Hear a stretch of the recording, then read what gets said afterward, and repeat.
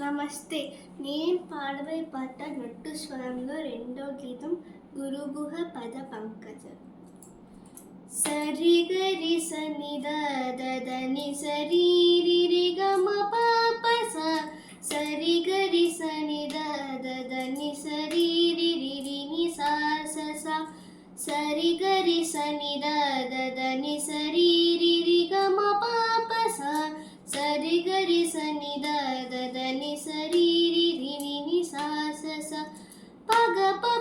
ప మరి మగ స గ గరి ని ద స పగ ప మరి మ ద స గరి ని ద స పస్స స ని స ద ని స ని ద ప ద ని స స పస్స స ని స ద ని స ని ద ప ద ని స స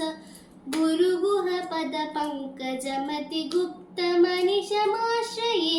నిరతి జయ నిజ ప్రకాశక నిత్య సుఖ ఫలప్రదం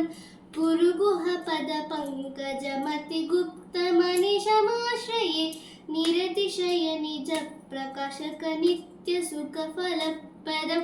నిరజన భవ పురందమరరి వారిచ శంభవ వేదితవ్యం నిరజన భవ పురందమరరి వారిచ శంభవ వేదితవ్యం అత్రి సుఖ వశిష్ట వామదేవాదిత పొదన వందితం